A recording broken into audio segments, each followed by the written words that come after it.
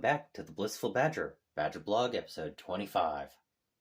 It's Friday night, and I need 2 Nemesis Dreadknights built so I can play tomorrow at the game shop. Whatever am I going to do? Well, at least I got them part built. They should at least be able to be playable.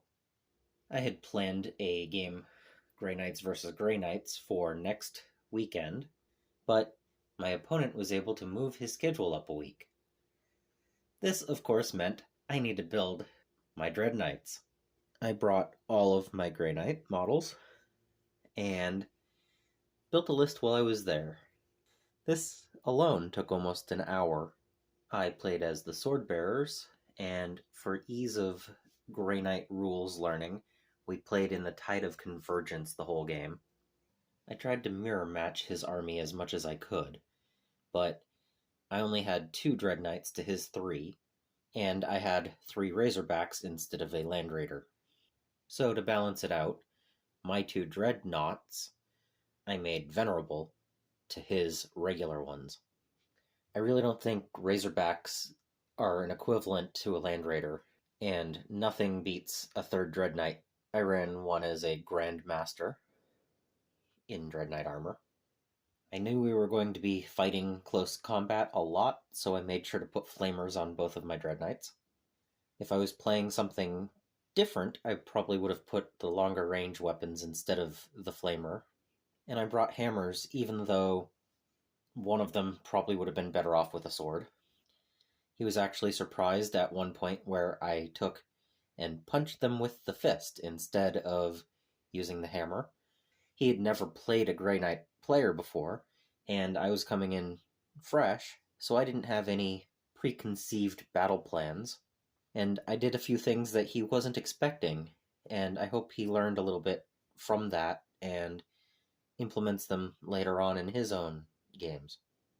The most fun part was the back and forth psychic and deny, because everything he was rolling, I was rolling again, and we were just back and forth. This, of course, made the game take a lot longer than most 2,000-point games that I've played.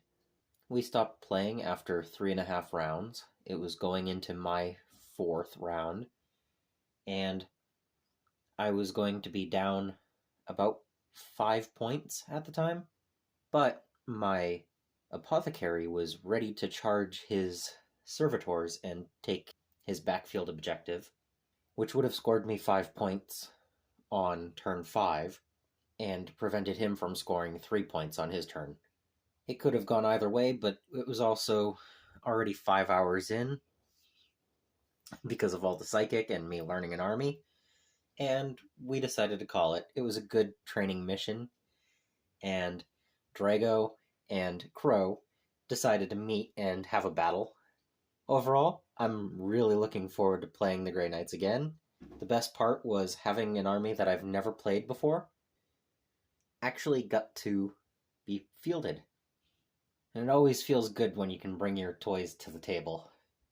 One thing I learned about the Grey Knights is I definitely need to build the last 10 models I have as interceptors. Having a 12-inch range movement definitely makes a big difference. I currently have 10, and going up to 20 is going to be great. After the game and throughout the rest of the week, I made sure to build the rest of the Dreadknights.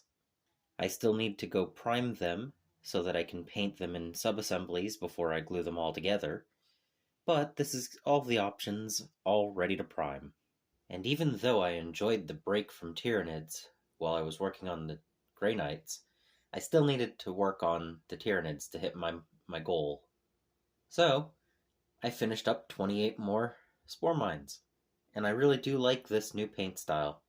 Overall, I'm quite happy with what I managed to get done this week, and I enjoyed playing the Grey Knights for my first time ever. Until the next time, I hope you find your bit of bliss.